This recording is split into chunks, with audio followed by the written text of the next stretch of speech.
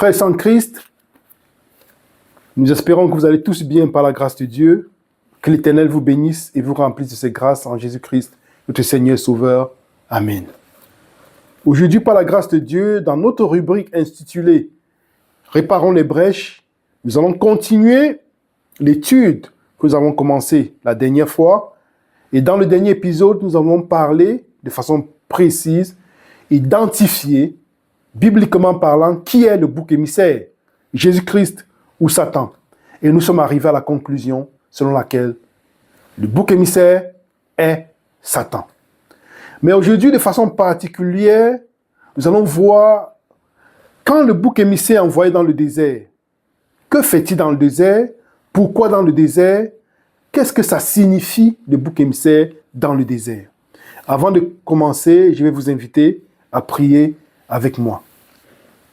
Père, nous te rendons grâce encore infiniment et nous te prions de nous remplir de toi, de ton Esprit Saint, en Jésus-Christ, notre Seigneur et Sauveur. Amen. Par rapport à l'étude que nous avons faite la dernière fois, l'épisode qui parlait de l'identification du bouc émissaire, nous avons reçu beaucoup de notifications, beaucoup de questions, beaucoup de perplexité, beaucoup oui, on pourrait dire beaucoup de perplexité. Et nous avons remarqué que la plupart des perplexités étaient dues au fait que les gens n'ont pas une bonne connaissance du sanctuaire. Donc, dans cette étude, nous allons essayer de détailler un peu de ce que le sanctuaire. Et par la grâce de Dieu, si Dieu veut, nous ferons une étude aussi complète sur le sanctuaire.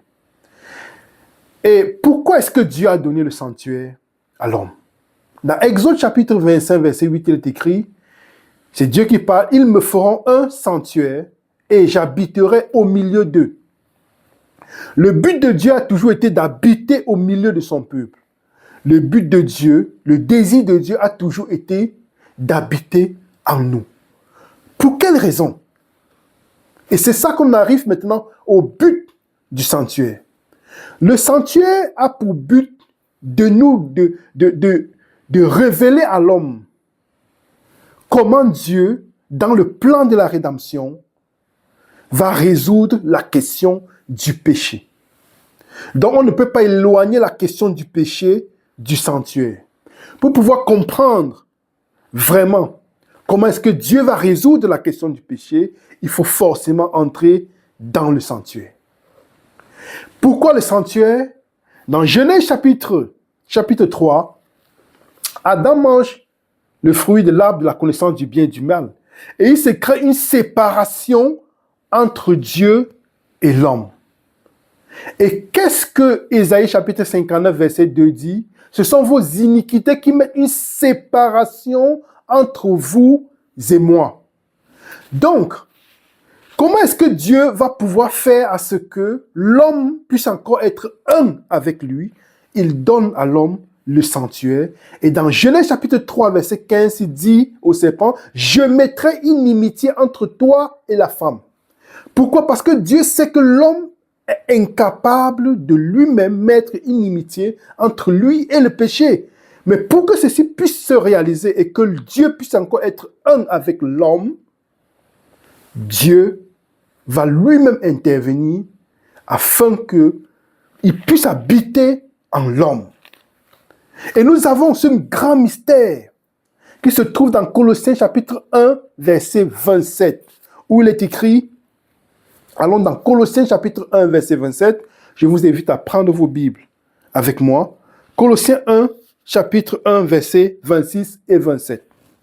Le mystère caché de tout temps et dans tous les âges, mais révélé maintenant à ses saints, à qui Dieu a voulu faire connaître quelle est la glorieuse richesse de ce mystère parmi les païens, savoir Christ en vous, l'espérance de la gloire. Christ en nous, c'est le plus grand des mystères qui doit se réaliser. Seulement quand ce mystère sera réalisé en nous, alors nous pourrons être un avec Dieu. Parce que c'est ça le désir que Dieu a dans son cœur. Et Jean va nous dire quelque chose de très important dans Jean, 1 Jean. Allons ensemble dans 1 Jean, chapitre 3. Lisons ensemble les versets 2 et 3. Bien-aimés, nous sommes maintenant enfants de Dieu. Et ce que nous serons n'a pas encore été manifesté. Mais nous savons que lorsque cela sera manifesté, nous serons semblables à lui, parce que nous le verrons tel qu'il est. Pourquoi est-ce que nous pourrons voir Dieu face à face, notre Seigneur et Sauveur face à face, Jésus-Christ? Parce que nous serons tel qu'il est. Et voyons le verset 3. Quiconque a cette espérance en lui, quelle espérance? De pouvoir voir Dieu face en face, se purifie comme lui-même est pur. Ça, c'est l'introduction. Et si nous n'avons pas compris, nous devons garder cette introduction dans notre cœur, frères et sœurs en Christ. Parce que si nous éloignons de cette introduction qui a été faite, du but du sanctuaire, c'est que nous puissions encore être un avec Dieu. Et quand ce mystère sera réalisé en nous, alors nous pourrons voir Dieu face à face. Et quiconque a cette espérance, comme l'a dit dans 1 Jean 3, verset 3, quiconque a cette espérance se purifie comme lui-même est pur.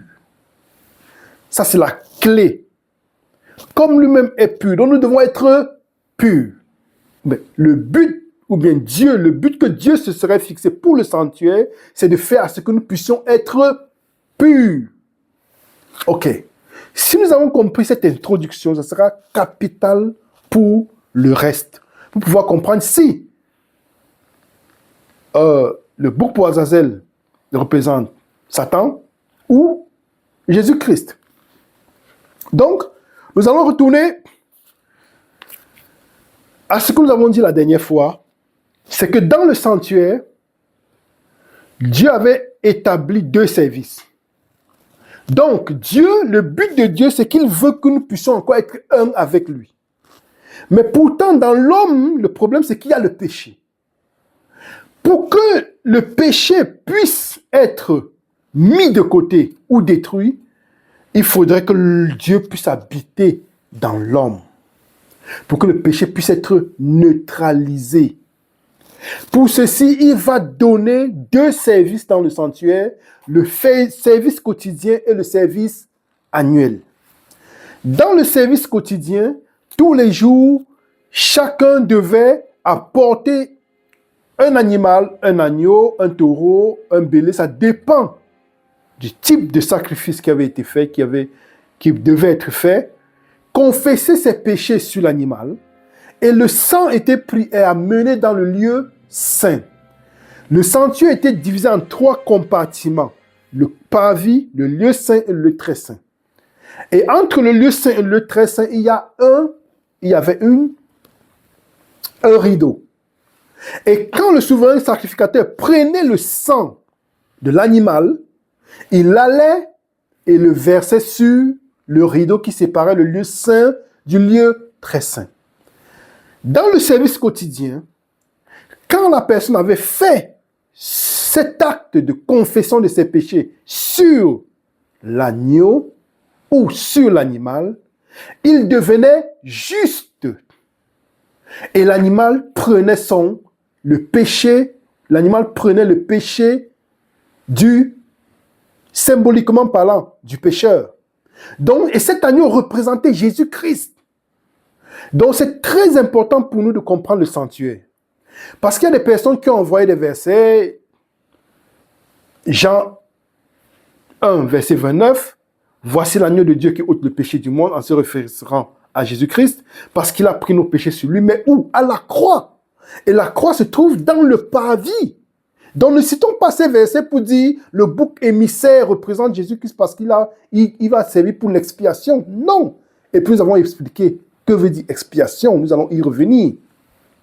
Donc, nous établissons ces bases pour que ça soit bien clair. Et ils nous citent encore, les gens ont cité, nous allons aller ensemble dans la parole de Dieu, dans 1 Pierre 2, verset 24. 1 Pierre 2, verset 24, que les personnes nous ont envoyé comme verset pour dire, bon, le bouc émissaire, vraiment, est-ce que ça ne représenterait pas Jésus-Christ? Ici, ce verset. Allons dans 1 Pierre 2, verset 24, il est écrit, lui qui a porté lui-même nos péchés en son corps, où? Sur le bois. Sur le bois de croix. De quoi? C'est de la croix. Afin que, mort au péché, nous vivions pour la justice. Donc, quand il y avait ce transfert de péché, l'animal prenait la culpabilité du pécheur et le pécheur devenait juste. C'est pour ça qu'on cite dans 1 Pierre 2, verset 24, afin que nous devenions justes. Il prenait le péché dont Jésus-Christ à la croix a pris nos péchés dans son corps ou sur le bois de la croix.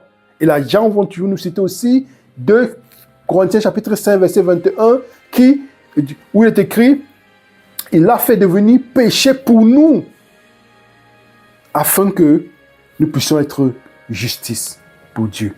C'est le même concept si nous lisons, ou si vous lisez le 2 Corinthiens chapitre 5, tout le chapitre, ça parle de la croix de Jésus-Christ. Donc nous sommes encore dans le parvis. Nous notons dans les questions des personnes qu'il y a il n'y a pas cette connaissance du sanctuaire. Ok. Donc après avoir élucidé ceci, en ce qui concerne le service quotidien, c'est ce qui s'est passé. Maintenant, nous allons aller dans l'antitype, parce que ça, c'était le type. Le service quotidien, de l'agneau et tout. Maintenant, en ce qui nous concerne aujourd'hui, qu'est-ce qu'on fait? Il est écrit dans 1 Jean 1, verset 9, que si nous reconnaissons nos péchés et nous les confessons, il est juste et bon pour nous les pardonner et nous purifier. Remarquons bien, c'est la purification. Donc, quand la personne confessait son péché, elle était purifiée. Le but, c'est que l'homme soit purifié. C'est très important. Nous allons y revenir à la fin. C'est très important. En ce qui concerne maintenant le service annuel, nous revenons dessus parce que c'est très important. Que se passait-il pendant le service annuel? Vu que pendant le service quotidien, les péchés sont allés dans le sanctuaire, que s'est-il passé? Le sanctuaire est devenu impur, si on peut le dire. Le sanctuaire s'est sali et le sanctuaire a besoin d'être purifié. Le sanctuaire a besoin d'être nettoyé. Le service quotidien était en relation avec la personne, de façon personnelle. Mais le service annuel était en relation avec le peuple, le souverain sacrificateur et les ustensiles qui étaient utilisés pour ces fins. Nous voyons dans le service annuel, si nous allons ensemble dans Lévitique chapitre 16, allons ensemble dans Lévitique chapitre 16. Lévitique chapitre 16. Lisons ensemble les versets 7 à 10. Il prendra les 2 boucs et il les placera devant l'Éternel à l'entrée de la tente d'assignation. Aaron jettera le sort sur les 2 boucs, un sort pour l'Éternel et un sort pour Azazel. Aaron fera approcher le bouc sur lequel est tombé le sort pour l'Éternel et il l'offrira en sacrifice d'expiation. Verset 10. Et le bouc sur lequel est tombé le sort pour Azazel sera placé devant l'Éternel afin qu'il serve à faire l'expiation et qu'il soit lâché dans le désert pour Azazel. Nous avons expliqué que l'expiation ici n'est pas en relation avec avec le but pour lequel le premier bouc est fait l'expiation. Parce que la parole expiation, nous allons y arriver après. Allons d'abord dans le but de ce que nous avons établi. Nous voulons partager avec vous. Allons encore dans les versets 15 à 19. Nous voyons bien ici, il égorgera le bouc expiatoire pour le peuple. Ça, c'est le premier bouc. Et il emportera le sang au-delà du voile. Il fera avec ce sang, comme il a fait avec le sang du taureau, il en fera l'aspersion sur le propitiatoire et devant le propitiatoire. Verset 16. C'est ainsi qu'il fera l'expiation pour le sanctuaire à cause des impuretés. Revenons encore, impuretés des enfants d'Israël et de toutes les transgressions par lesquelles ils ont péché.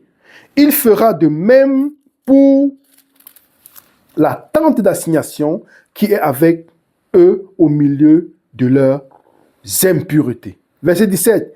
Il n'y aura personne dans la tente d'assignation lorsqu'il entrera pour faire l'expiation dans le sanctuaire, puis jusqu'à ce qu'il en sorte, il fera l'expiation pour lui et pour sa maison et pour toute l'assemblée d'Israël. Donc nous voyons bien ici que l'expiation qui est faite avec le premier bouc, c'est pour le peuple, la tente d'assignation, pour l'autel, pour les ustensiles et pour le prêtre. Après avoir fait tout ceci, allons dans les versets 18 et 19. En sortant, il ira vers l'autel qui est devant l'Éternel et il fera l'expiation pour l'autel. Il prendra du sang du taureau et du bouc et il en mettra sur les cornes de l'autel tout autour. Il fera avec son doigt 7 fois l'aspersion du sang sur l'autel. Il le purifiera et le sanctifiera à cause des impuretés des enfants d'Israël. Soulignons encore cette parole, impureté. Ok. Nous avons vu dans 1 Jean chapitre 3, au verset 2, que Jean nous dit que nous sommes déjà enfants de Dieu. Mais ce que nous saurons n'a pas encore été fait, ne s'est pas encore réalisé. Mais nous savons que quand ceci sera réalisé, nous le verrons tel qu'il est. Au verset 3, il dit, pour paraphraser, que celui qui a cette espérance en lui doit se purifier comme lui-même est pur. Donc Jésus-Christ est pur. Pour que nous puissions voir Jésus-Christ face à face, il faudra que nous soyons purs. Et nous voyons que Jésus-Christ, comment est-ce que nous allons appliquer ce que nous avons lu dans Lévitique chapitre 16, maintenant, jusqu'au verset 20, à l'antitype. Parce que quand nous voyons quelque chose dans le type de sanctuaire terrestre, nous devons chercher l'antitype, comment ça va s'appliquer en Jésus-Christ. Comment ça va s'appliquer l'antitype?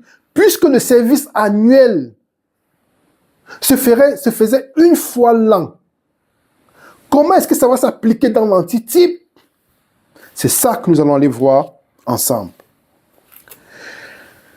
Donc nous allons remarquer une chose, c'est que dans Daniel chapitre 8, nous avons la petite corne qui dévaste tout. Et dans Daniel chapitre 8, au verset 14, il est écrit « 2300 soirs et matins, puis le sanctuaire sera purifié. » Et nous savons, selon la prophétie des 2300 soirs et matins, qu'en 1844, Jésus-Christ entre dans le lieu très saint pour la purification du sanctuaire. Donc Jésus-Christ, à partir de cette période, commence l'œuvre de purification. Pourquoi? Parce que dans Daniel chapitre 8, verset 14, comme il est écrit dans 2300 soirs et matins, le sanctuaire sera purifié, c'est aussi le sang et aussi justification et vengeance. Donc le sanctuaire sera purifié. Dieu sera justifié. Et comment est-ce que nous le comprenons? C'est que dans Hébreux chapitre 8, pour ceux qui n'ont pas une connaissance du sanctuaire, et puis nous n'aurons pas la grâce de Dieu de faire une étude, nous aurons la grâce, si Dieu veut, de faire une étude là-dessus. Si nous allons ensemble dans Hébreux chapitre 8, lisons ensemble les versets 1 et 2. Le point capital de ce qui vient d'être dit, c'est que nous avons un tel souverain sacrificateur qui s'est assis à la droite du trône de la majesté divine dans les cieux, comme ministre du sanctuaire et du véritable tabernacle, qui a été dressé par le Seigneur et non par un homme. Donc le véritable sanctuaire, tabernacle, se trouve au ciel. Et Jésus-Christ, quand il finit son œuvre sur la terre, dans le parvis, comme Messie, comme l'agneau de Dieu qui ôte le péché du monde, il ne va pas dans le sanctuaire céleste pour être toujours l'agneau de Dieu qui ôte le péché du monde. Non. Parce que les gens citent, comme nous avons dit, Jean 1, verset 29, Jésus-Christ est l'agneau de Dieu qui ôte le péché du monde. Il a pris le péché dans son corps. Il est devenu péché pour nous. Il cite tous ces versets, Ésaïe 53. Quand ça s'applique au parvis, ça c'est la première phase du ministère de Jésus-Christ. Ça n'a rien à voir, ou disons que ça a quelque chose à voir avec tout ce qui va suivre, ce qu'on va dire dans notre étude. On va voir de façon plus approfondie. Mais il y a cette confusion dans la tête des gens. Et quand on les cite ce verset, ils disent, oh oui, c'est vrai, le bouc émissaire, c'est Jésus-Christ. Mais nous avons démontré dernièrement que ce n'est pas Jésus-Christ. Nous allons encore compléter aujourd'hui afin que ce soit encore plus clair et que l'Esprit Saint puisse graver ceci dans nos cœurs. Donc, nous voyons que dans Hébreux chapitre 8, on dit bien Jésus qui s'est entré dans le sanctuaire, pas fait de main d'homme, mais dans le sanctuaire véritable, vrai. Parce que le modèle, comme il avait été dit à Moïse dans le désert, tu feras le sanctuaire selon le modèle que je te montrerai. Quel était le modèle? C'était le modèle selon le sanctuaire qui est dans le ciel. Lisons le verset 5. Hébreux chapitre 8, verset 5. Lesquels célèbrent un culte, image et ombre des choses célestes, selon que Moïse en fut divinement averti lorsqu'il allait construire le tabernacle. Aie soin, lui fut-il dit, de faire tout d'après le modèle qui t'a été montré sur la montagne. Le modèle céleste. Et c'est bien décrit au verset 5. Donc, ça veut dire quoi? Nous avons vu le type dans Lévitique chapitre 16. Que le souverain sacrificateur devait purifier tout, le sanctuaire, les ustensiles, le tabernacle, le temple d'assignation, tout, il devait tout purifier. Et après avoir tout purifié, qu'est-ce qui devait se passer? Il devait maintenant sortir du sanctuaire. Et nous avons vu comment est-ce que Jésus-Christ entre dans le sanctuaire en 1844 dans le lieu très saint, parce qu'il a fini son œuvre sur la terre en tant que Messie. Et qu'est-ce qui se passe? Qu'est-ce qui se passait dans Lévitique chapitre 16, verset 20? Lorsqu'il aura achevé de faire l'expiation pour le sanctuaire, pour la tente d'assignation et pour l'autel, il fera approcher le bouc vivant. Le premier bouc pour Dieu a déjà été sacrifié. Ça, c'est le deuxième bouc qu'on apporte devant le sacrificateur. Remarquons bien une chose. Lorsqu'il aura achevé de faire l'expiation du sanctuaire pour la tente d'assignation et pour l'autel et aussi pour le peuple, puisque avant, dans les versets 17 et tout, jusqu'à la suite, on dit bien qu'il aura fait l'expiation de tout, même du peuple. Donc, tout a déjà été purifié. Rappelons-nous, nous avons dit dans 1 Jean chapitre 3, verset 3, que qui a cette espérance de voir Jésus qui doit se purifier comme lui-même est pur. Au verset 2, il est écrit, ce qui doit être manifesté n'a pas encore été manifesté. Mais quand cette chose sera manifestée en nous, quelle est cette chose? Colossiens 1, verset 27, c'est le mystère, le plus grand des mystères, Christ en nous, l'espérance de la gloire. Quand cette chose sera manifestée en nous, alors nous le verrons tel qu'il est. Nous le verrons tel qu'il est parce que nous serons semblables à lui. Semblable à lui. Le sanctuaire terrestre dans Lévitique chapitre 16 a déjà été purifié. Tout a déjà été purifié. Le peuple est déjà purifié. Ça veut dire que le peuple, en principe, est prêt à voir le Sauveur face à face. Si nous l'appliquons dans l'antitype, Jésus-Christ dans le lieu très saint, comme nous avons vu dans Hébreux chapitre 8, il entre dans le sanctuaire pour continuer son œuvre de purification. Alors, que se passe-t-il? Lui aussi, dans Hébreux chapitre 9, il fait une chose particulière. Allons dans Hébreux chapitre 9, dans l'antitype. Hébreux chapitre 9, verset 23. Il était donc nécessaire, puisque les images des choses qui sont dans les lieux, dans les cieux, devaient être purifiées de cette manière que les choses célestes elles-mêmes le fussent par les sacrifices plus excellents que ceux-là. Je relis. Il était donc nécessaire, puisque les images des choses qui sont dans les cieux devaient être purifiées de cette manière que les choses célestes elles-mêmes le fussent par les sacrifices plus excellents que ceux-là. Ça veut dire que Jésus-Christ dans le ciel continue l'œuvre de purification.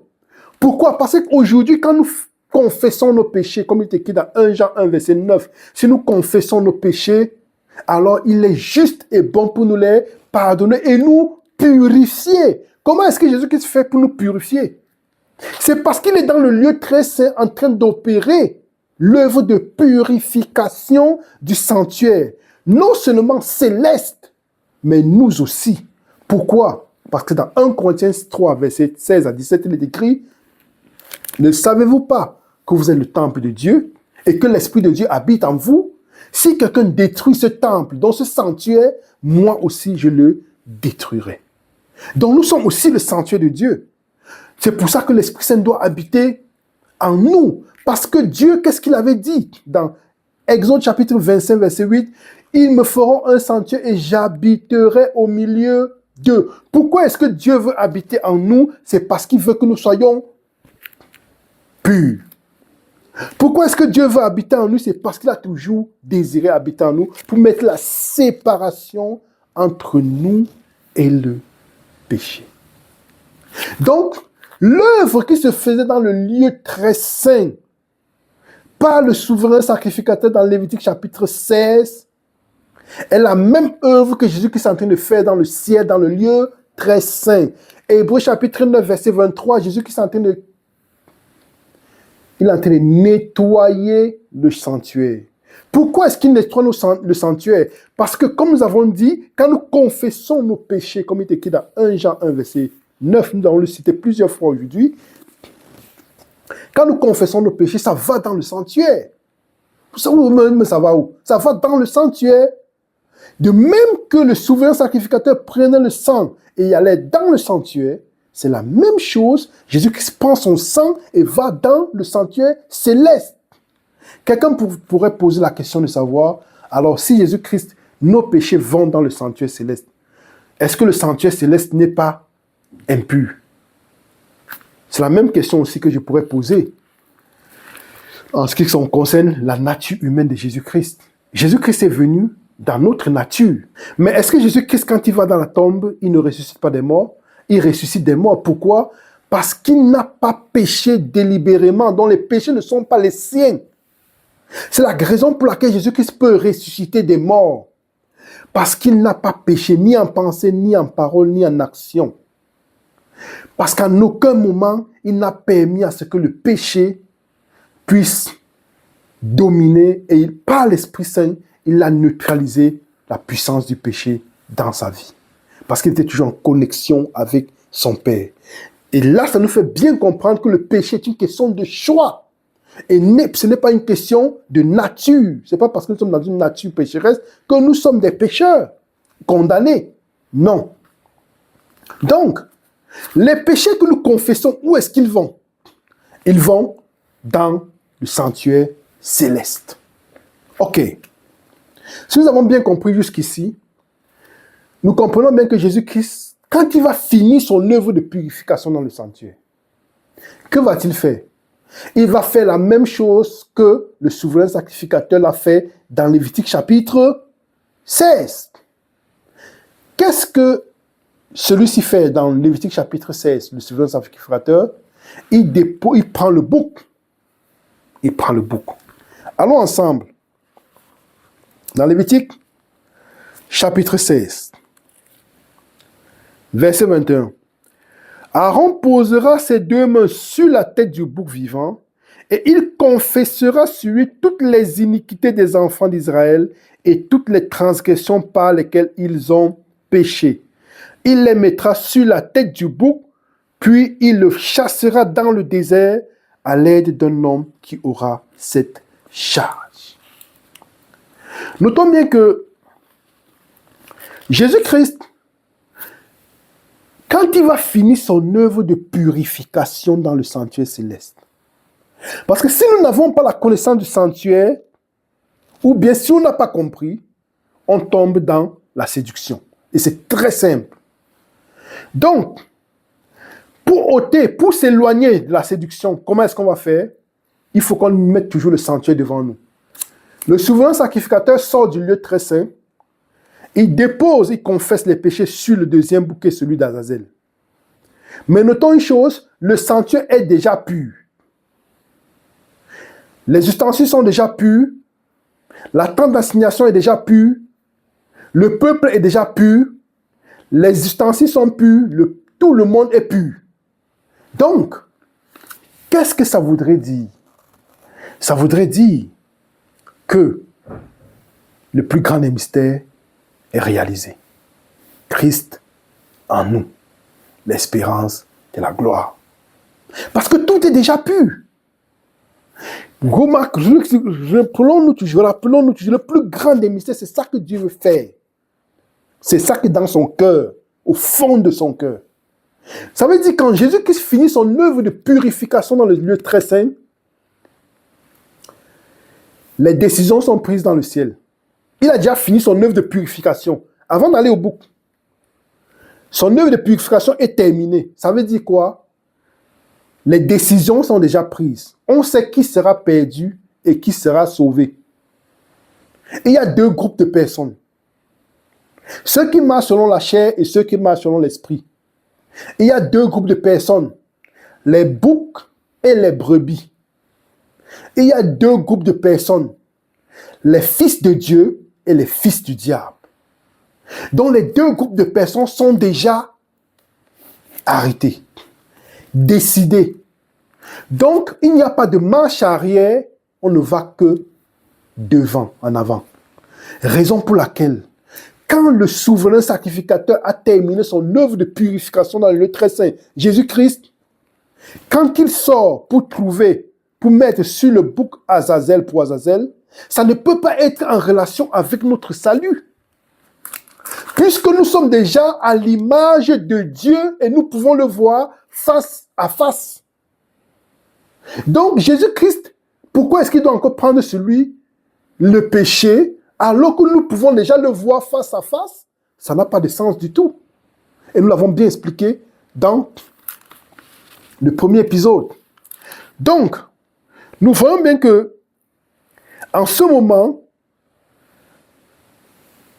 les dés sont jetés, les décisions sont prises, et il y a une voix qui se dit dans Apocalypse chapitre 20, 22, verset 11. Lisons Apocalypse chapitre 22, verset 11. Apocalypse chapitre 22, verset 11. Apocalypse chapitre 22, verset 11. Il est écrit que celui qui est injuste soit encore injuste, que celui qui est souillé se souille encore, et que le juste pratique encore la justice, et que celui qui est saint se sanctifie encore. Voici ce qui se dit après l'œuvre de purification dans le sanctuaire. Laissons encore le bouc, on n'est pas encore arrivé au bouc. Que celui qui est pur se purifie encore. Que celui qui est saint devienne encore. Donc ça veut dire que Jésus-Christ n'est plus en train d'intercéder. Il a fini son œuvre. Il est sorti du lieu très saint. Donc, nous comprenons bien que la parole expiation a un autre sens. Si nous allons dans la parole originale, nous allons comprendre que la parole expiation est en relation avec la séparation. Pourquoi? Parce que nous allons remarquer plusieurs fois dans la parole de Dieu que quand quelqu'un avait commis un délit, il était expulsé du peuple d'Israël. Nous avons dans Nombre chapitre 25, Nombre chapitre 15, autant pour moi, un homme qui va ramasser du bois le jour du sabbat. Il n'a pas dit, il a certainement dit dans son esprit, non, le sabbat c'est n'importe quel jour. Je peux l'adorer le premier, le deuxième, le troisième, le cinquième, on peut l'adorer tous les jours. Oui, on l'adore tous les jours, mais le jour de la sainte convocation claire, biblique, c'est le jour du sabbat. Mais il allait ramasser son bois, pourtant il ne fallait pas faire de travail spécifique le jour du sabbat, qui n'est pas en relation avec le salut de mon frère, qui n'est pas en relation avec la contemplation de la nature du Dieu créateur. Donc, qu'est-ce qui s'est passé? Il a eu la sentence. Donc, notons bien que la parole expiation, nous l'avons expliqué mais la dernière fois, est bien en rapport avec le fait que Dieu sépare. Et quelque chose qui pourrait nous venir à l'esprit comme question, avant d'aller voir ce qu'il en est après du bouc émissaire, c'est de savoir pourquoi le premier bouc est sacrifié. Pourquoi le premier bouc est sacrifié? Parce que le premier bouc représente Jésus-Christ. Pourtant, le premier bouc avait déjà, Jésus-Christ, dans le parvis, est déjà l'agneau de Dieu qui ôte le péché du monde. Pour ceci, nous allons aller dans les fêtes juives. Dans Lévitique chapitre 23, allons ensemble dans Lévitique chapitre 23. Lévitique chapitre 23. Nous allons remarquer que dans Lévitique chapitre 23, on cite les 7 fêtes juives. Dieu va citer les 7 fêtes juives. Et au verset 1 et 2, il va parler du sabbat. Pour ceux qui pensent que le sabbat était l'ombre des choses à venir, avec Lévitique chapitre 23, on comprend clairement que le sabbat est éternel parce que le sabbat n'est pas en relation avec les sacrifices. Mais les autres fêtes, comme la fête des Pâques, la fête des pains sans levain, la fête des prémices, la fête des expiations, la fête de la Pentecôte, les tabernacles, les trompettes, sont tous en rapport avec des sacrifices. On faisait toujours les sacrifices pendant ces fêtes. Bon, qu'est-ce qui attire notre attention pour pouvoir répondre à la question de savoir pourquoi le premier bouc est sacrifié? Si Jésus-Christ est déjà sacrifié dans le parvis. Nous allons aller ensemble dans Lévitique 23, chapitre 4. Lévitique chapitre 23, verset 4. Voici les fêtes de l'Éternel, les saintes convocations que vous publierez à leur temps fixé. Donc les saintes convocations, les 7 fêtes, avaient des temps bien précis dans l'année. Donc, la fête, par exemple, de la Pâque, verset 5, le premier mois, le 14e jour du mois, entre les 2 soirs, ce sera la Pâque de l'Éternel. C'est clair, c'est le 14e jour. Le 15e jour, qu'est-ce qu'il y avait? Et le 15e jour, verset 6, de ce mois, ce sera la fête des pains sans levain. Et nous avons aussi la fête des prémices, verset 9. Nous avons la fête de la Pentecôte. Nous avons les fêtes, si vous allez dans Lévitique chapitre 23, vous allez voir toutes les fêtes. Après, la fête des prémices, la fête de la Pentecôte, la fête des trompettes, la fête des expiations, la fête des expiations, la fête des trompettes, la fête des tabernacles. Toutes ces fêtes avaient toujours des sacrifices. Mais nous allons remarquer une chose, c'est que la fête de Pâques, qui était le 14e jour, ne se fêtait pas le 16e jour. Et la fête qui se fêtait le 15e jour, qui était la fête des pains sans levain, ne se fêtait pas pendant la fête de la Pentecôte. Donc chaque fête avait bien son temps bien précis. Donc pourquoi est-ce que le premier bouc est sacrifié? Est-ce que ça voudrait dire que Jésus-Christ devait mourir une fois de plus Une fois que Jésus-Christ est venu, parce que Paul va le dire, Jésus-Christ, notre Pâque, a été immolé. Quand Jésus-Christ, notre Pâque, a été immolé, est-ce que Jésus-Christ doit encore mourir à la fête de Pâques, à la fête des pains sans levain? Non. Est-ce que Jésus-Christ doit encore mourir à la fête des prémices? Non. Est-ce que Jésus-Christ doit encore mourir à la fête des tabernacles? Non. Mais le sacrifice qui est fait pendant la fête des expiations, c'est un souvenir que la Pâque est la base de toutes ces fêtes. Pourquoi la fête de Pâques? La fête de Pâques était la base de toute cette fête, donc le sacrifice de Jésus-Christ était juste la base de toute cette fête. Mais toutes ces fêtes ne s'accomplissent pas à la croix. Non. Parce qu'il y a des gens qui disent non, toutes les fêtes s'accomplissent à la croix. Non. On a bien dit, c'était avec des temps bien précis. Et la fête des Pentecôtes ne pouvait pas s'accomplir pendant la fête des tabernacles. Non. La fête des Pentecôtes était bien précise après 50 jours. Et nous voyons bien qu'après 50 jours, il y aura la descente de l'Esprit Saint dans Actes chapitre 2. Mais le Saint-Esprit ne pouvait descendre qu'à une condition. C'est que la fête de Pâques ait lieu avant. Pourquoi est-ce qu'on dit ça? Comme nous avons dit, parce qu'il y a des personnes qui disent non, toutes les fêtes s'accomplissent à la croix, toute l'expiation se fait à la croix, tout à la croix. Non. On a bien vu dans la Bible que c'est bien établi toute cette fête. Et nous pouvons prendre un exemple d'une fête, la fête des Pentecôtes. Comment ça dépend étroitement de la fête de Pâques et du sacrifice de Jésus-Christ. Raison pour laquelle le premier bouc est sacrifié.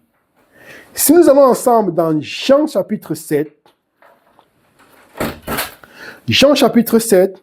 lisons les versets 38 et 39. Celui qui croit en moi, des fleuves d'eau vive couleront de son sein, comme dit l'Écriture. Il dit cela de l'esprit que devaient recevoir ceux qui croiraient en lui, car l'esprit n'était pas encore, parce que Jésus n'avait pas encore été glorifié. Donc, la fête de Pâques est la base des autres fêtes. Toutes les fêtes ne s'accomplissent pas à la croix. Donc nous voyons bien que pour qui est la fête de Pâques, dans Actes chapitre, pour qui est la fête de la Pentecôte et la descente du Saint-Esprit, dans Actes chapitre 2, il aurait bien fallu que Christ soit crucifié. Raison pour laquelle, dans Lévitique chapitre 16, nous voyons bien que le premier bouc est sacrifié. Le premier bouc qui représente Jésus-Christ. Donc, ce n'est pas pour dire qu'à cette fête, Jésus-Christ doit mourir encore, de nouveau. Non. Mais c'est un rappel que la fête de Pâques est la base de toutes ces fêtes.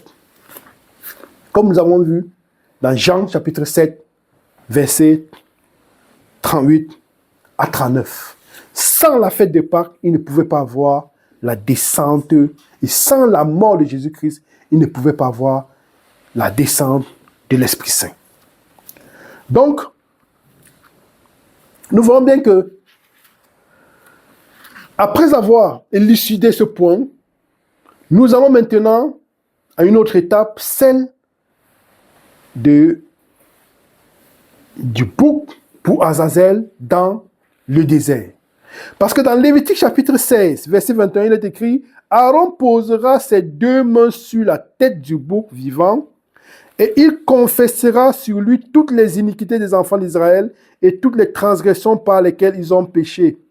Il les mettra sur la tête du bouc, puis il le chassera dans le désert à l'aide d'un homme qui aura cette charge. » Ce bouc fera l'expiation. Comment est-ce qu'il fera l'expiation? C'est là. Remarquons bien, nous avons pris un exemple précis parce que la parole expiation est un peu comme la parole oinos ou ouanos, qui est le vin dans la Bible. Pour comprendre si le vin est fermenté ou non dans la parole de Dieu, il faut aller dans le contexte Donc, on ne peut pas juste se fier à la parole expiation et dire, OK, ça va. Ça veut dire qu'il fait l'expiation dans le sens où, dans le sens du premier bouc. Non. Mais quand nous allons dans le sens, dans le contexte, nous comprenons bien que l'expiation aussi est en rapport avec deux exemples dont nous allons prendre dans la Bible. Dans Deutéronome, dans Lévitique, non, dans Deutéronome chapitre 32, verset 43. Deutéronome chapitre 32, verset 43. Deutéronome chapitre 32, verset 43. Deutéronome chapitre 32, verset 43.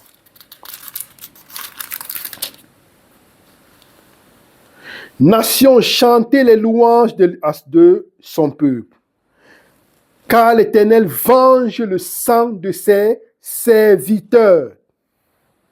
Il se venge de ses adversaires et il fait l'expiation pour son pays, pour son peuple.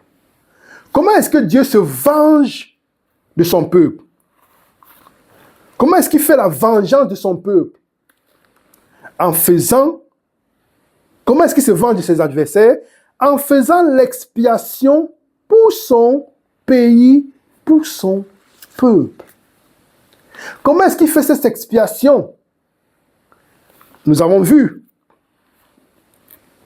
Car l'Éternel venge le sang de ses serviteurs, il se venge de ses adversaires. Est-ce que les adversaires sont un type de Jésus-Christ? Est-ce que les adversaires sont un type de Jésus-Christ? Si on dit que les adversaires dont Dieu fait l'expiation est un type de Jésus-Christ, alors ça voudrait dire vraiment que le bouc émissaire représente Jésus-Christ. Non.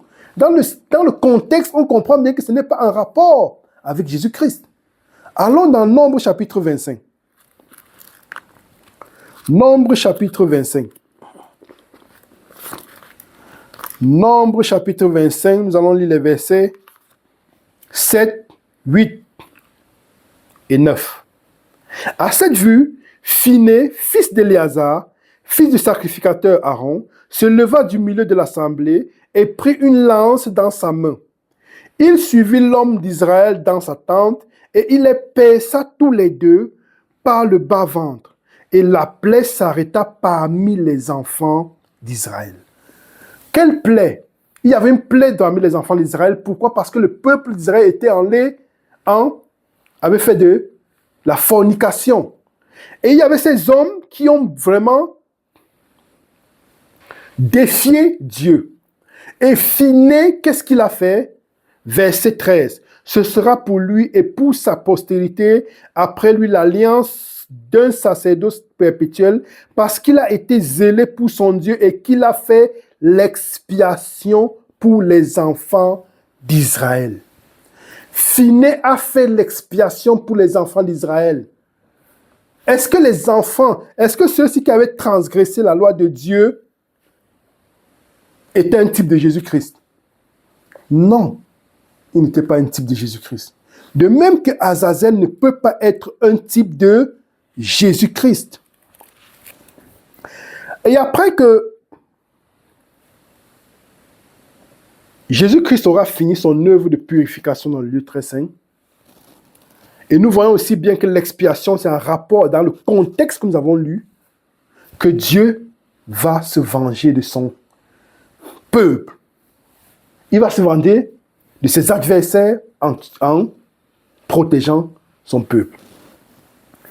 Et si nous voulons bien comprendre la parole, qu'est-ce qui se passe avec le bouc émissaire? Allons en relation avec Lévitique chapitre 16, où le bouc est envoyé dans le désert.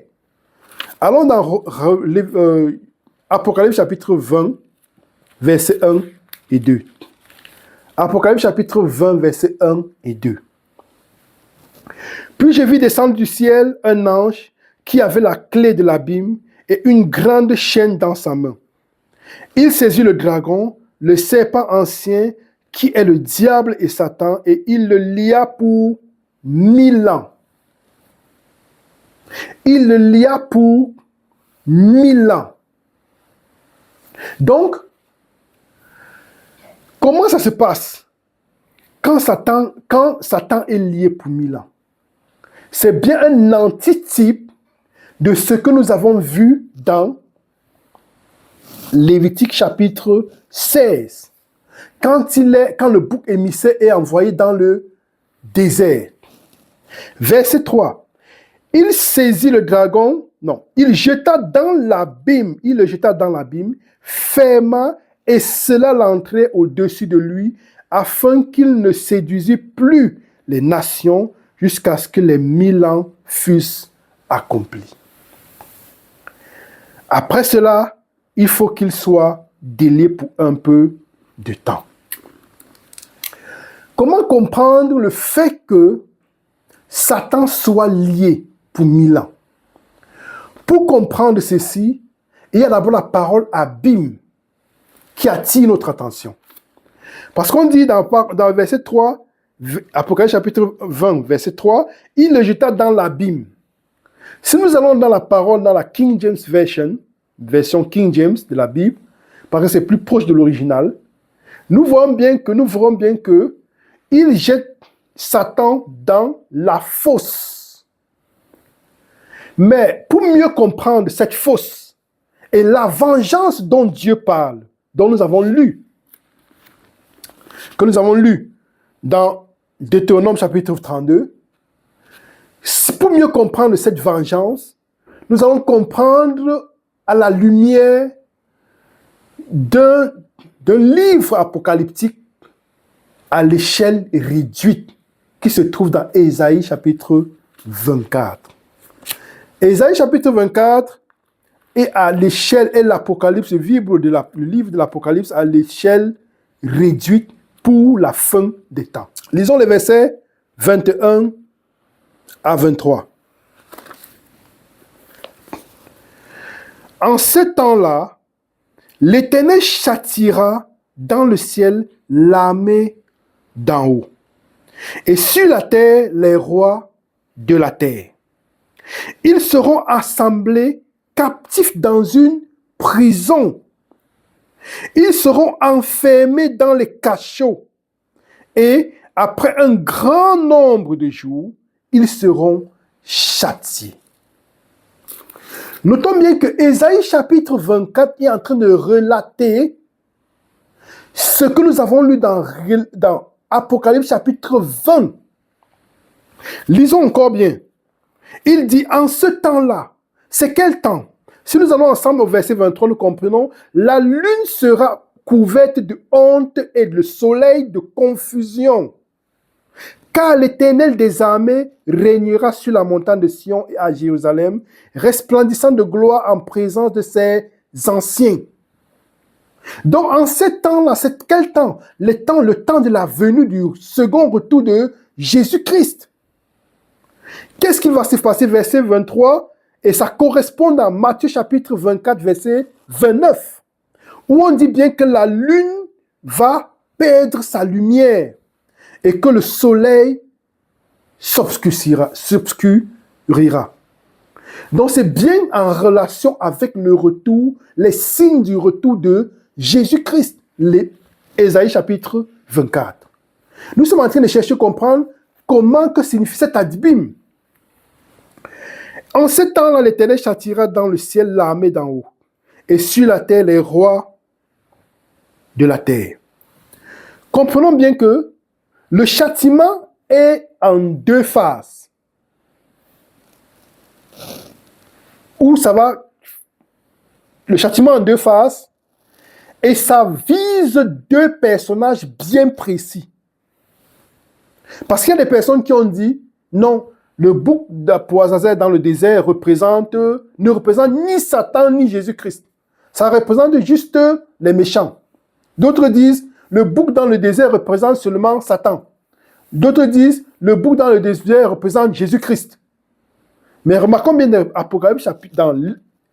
Ésaïe chapitre 24, Ésaïe chapitre 24, il est bien écrit au verset 21, en ce temps-là, l'Éternel châtiera dans le ciel l'armée d'en haut, et sur la terre les rois de la terre. Donc il y a deux personnes qui sont identifiées pour le châtiment. l'armée d'en haut et les rois de la terre. Parce que si nous allons dans Apocalypse chapitre 19, nous voyons bien qu'il y a les rois de la terre. Et si, que représente l'armée d'en haut? Éphésiens chapitre 6, verset 12. Éphésiens chapitre 6, verset 12. Que dit la parole de Dieu? Car nous n'avons pas à lutter contre la chair et le sang, mais contre les dominations, contre les autorités, contre les princes de ce monde de ténèbres, contre les esprits méchants dans les cieux célestes.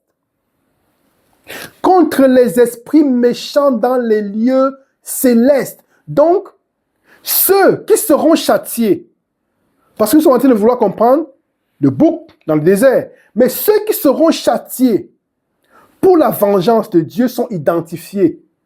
Deux groupes, deux personnes, l'armée d'en haut, nous avons lu dans Éphésiens chapitre 6, verset 12, qui sont bien le prince des ténèbres et toutes les autorités des ténèbres et les rois de la terre. Verset 22. Ils seront assemblés captifs dans une prison. Donc les deux entités seront assemblées captifs dans une prison. Qu'est-ce que nous avons lu dans Apocalypse chapitre 20? Apocalypse chapitre 20, versets 1 et 2. Puis je vis descendre du ciel un ange qui avait la clé de l'abîme et une grande chaîne dans sa main. Il saisit le dragon, le serpent ancien, qui est le diable et Satan, et il le lia pour 1000 ans. Et notons bien une chose, il le jeta dans l'abîme, ferma et scella l'entrée au-dessus de lui, afin qu'il ne séduisît plus les nations. Donc nous voyons bien que la captivité du dragon est en relation avec sa séduction. Pourquoi? Qu'est-ce qui donne le pouvoir à Satan? C'est parce qu'il peut séduire les êtres humains. Mais notons bien une chose, c'est que il est écrit, après cela, il faut qu'il soit délié pour un peu de temps. Donc, quand Satan sera lié et qu'il n'aura personne pour séduire, et nous allons voir dans la parole de Dieu, là, il est lié. Pourquoi? Parce qu'il n'a personne pour séduire. Parce que qu'est-ce qui se passe quand Jésus-Christ rentre? Quand Jésus-Christ rentre, nous avons dans 1 Thessaloniciens, chapitre 4, versets 16 et 17, que dit 1 Thessaloniciens, chapitre 4, versets 16 et 17. Lisons. Car le Seigneur lui-même a un signal donné à la voix d'un archange et au son de la trompette de Dieu descendu du ciel, et les morts en Christ ressusciteront, premièrement. Ensuite, nous les vivants qui serons restés, nous serons tous ensemble enlevés avec eux sur les nuées à la rencontre du Seigneur dans les airs, et ainsi nous serons toujours avec le Seigneur. Donc quand Jésus-Christ va rentrer, les morts en Christ ressusciteront premièrement. Mais ceux qui ne sont pas morts en Christ resteront dans la tombe. Ils seront emprisonnés. Et nous allons bien comprendre. Ils seront emprisonnés. Parce que, et ceux qui seront en vie quand Jésus-Christ va rentrer, qu'est-ce qui va se passer avec eux? Ils seront détruits. Pourquoi? Parce que dans Malachie chapitre 3, verset 2, et dans Apocalypse chapitre 6, verset 17, on voit bien comment est-ce que l'agneau rentre. Et on dit, qui pourra résister à la colère de l'agneau? Qui pourra résister? Seuls ceux qui reflèteront l'image de Jésus-Christ.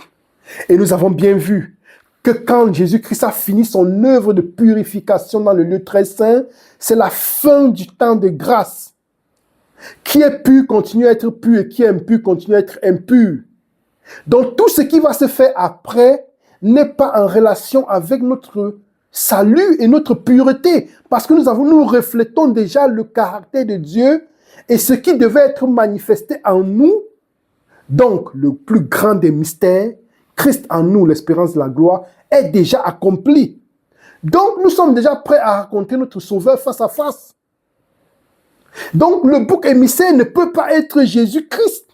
Déjà une autre chose, c'est que le bouc émissaire, quand il est chassé dans le désert, il n'est pas sacrifié parce que sans effusion de sang, il n'y a pas de pardon.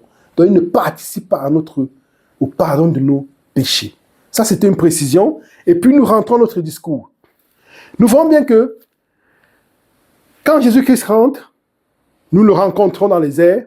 Et ceux qui sont morts en Christ le rencontrent dans les airs. Et ceux qui ne sont pas morts en Christ restent dans la terre. Un autre groupe sera détruit. Pourquoi? Parce qu'il est écrit dans 2 Thessaloniciens, chapitre 2, verset 7. Car le mystère de l'iniquité agit déjà. Il faut seulement que celui qui le retient encore ait disparu. Et alors paraîtra l'impie que le Seigneur Jésus détruira par le souffle de sa bouche et qu'il anéantira par l'éclat de son avènement. Ok. Nous sommes en train de chercher à comprendre. Alors, Lucifer sera lié. Comment est-ce qu'il sera lié pour un temps? Parce que Ésaïe, chapitre 24, nous parle de jour. Donc, comment est-ce que dans Apocalypse chapitre 20, on dit bien, Satan sera lié? Est-ce que seulement Satan sera lié? Pour compléter et que l'information soit complète, nous allons dans Ésaïe chapitre 24. Nous comprenons bien que ce temps-là, l'Éternel châtiera les armées d'en haut, du ciel d'en haut. Et nous avons bien vu dans Éphésiens chapitre 6, verset 12, que c'est Satan et ses anges, les princes des ténèbres et ses anges. Et la terre, et sur la terre, les rois de la terre. Donc il y aura les rois de la terre qui seront châtiés et l'armée des cieux, des ténèbres. Ils seront tenus captifs dans une prison. Mais pour pouvoir comprendre la prison, nous sommes allés voir comment comprendre bien, de façon pratique, cette prison. Nous sommes allés voir que ceux qui seront debout quand Jésus rentre, ce sont ceux qui seront morts en lui. Et d'autres seront retenus captifs dans la terre. Mais il y a une autre façon encore d'être retenu captif. C'est d'être vivant pendant ce temps. Comment? Si nous allons ensemble il y a 2 exemples dans la Bible pour mieux comprendre ce que nous voulons comprendre en ce qui concerne la prison. Dans le livre de Jérémie, dans Joseph d'abord, nous allons aller prenons d'abord l'exemple de Joseph dans Genèse chapitre 37. Genèse chapitre 37. Allons ensemble dans Genèse chapitre 37.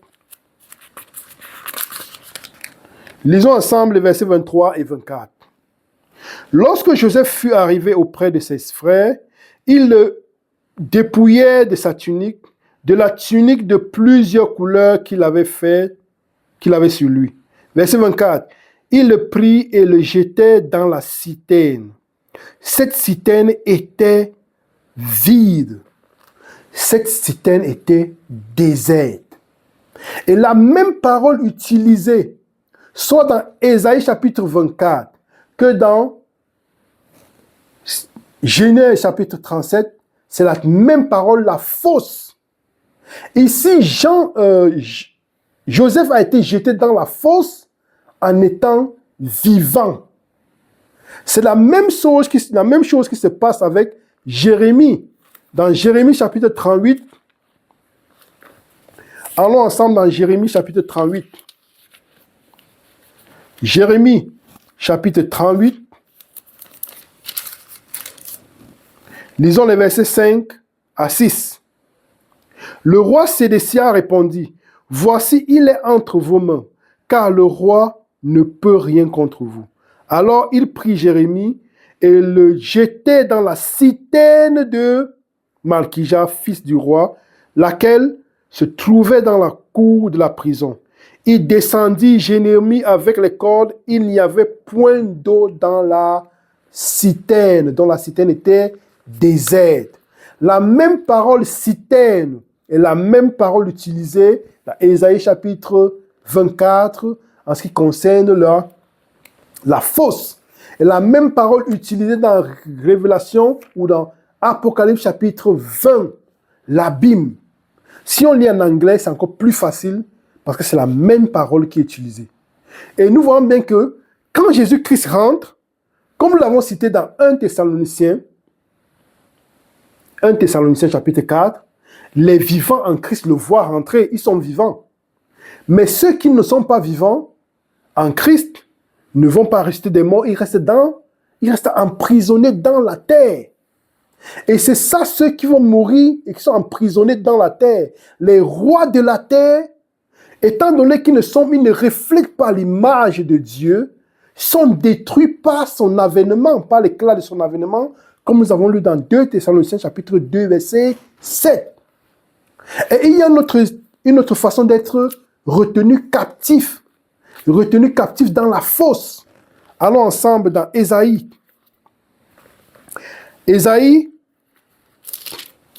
Allons ensemble dans Ésaïe, chapitre 38, verset 18.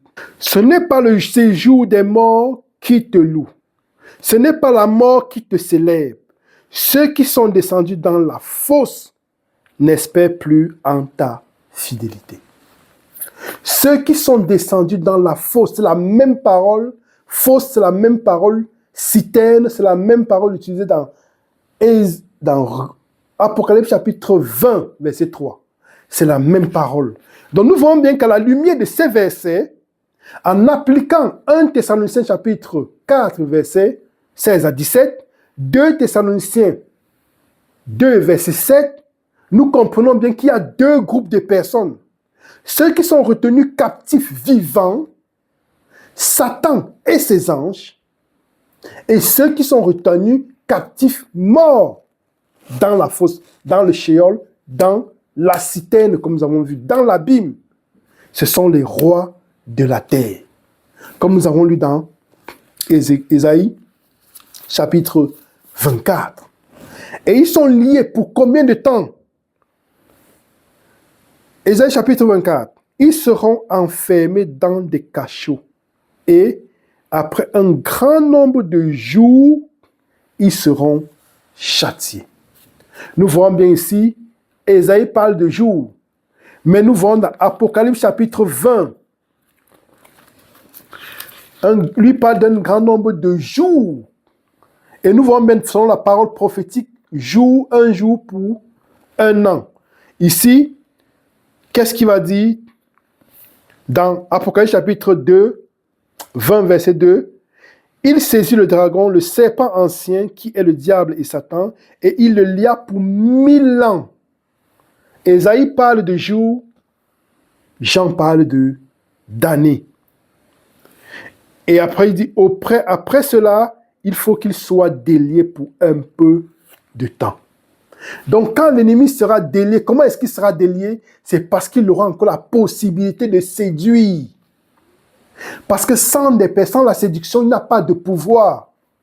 C'est la raison pour laquelle, quand les morts, ceux qui ne sont pas morts en Christ seront ressuscités des morts, qu'est-ce qui va se passer?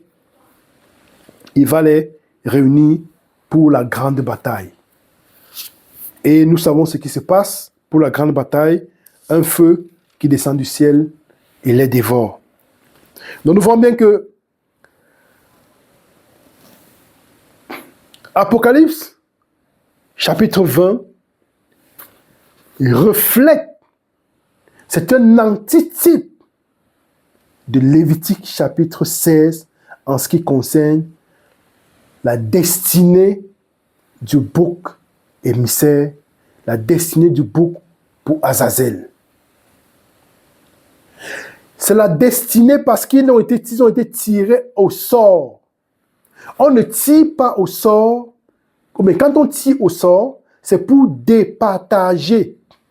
Et nous avons vu aussi la dernière fois, dans le dernier épisode, comment est-ce qu'on tire au sort, même dans Jonas. Jonas chapitre 1, verset 7. Nous voyons comment est-ce que quand les marins vont tirer au sort, quand il y a la grande tempête, c'était pourquoi? C'était pour départager, pour voir de qui venait le malheur. Et c'est la même chose qui est faite dans Lévitique. Quand il y a le tirage au sort, c'est pour départager et voir de qui vient le malheur. Parce que, rappelons-nous, après la fermeture du temps de grâce, quand le sanctuaire est déjà purifié, Christ est déjà formé en nous. Nous reflétons déjà son image. Nous sommes déjà purs comme il est pur. Parce que Jean le dit bien, pour que nous puissions le voir, il faudrait bien que nous soyons purs comme il est pur. Que qui a cette espérance doit se purifier.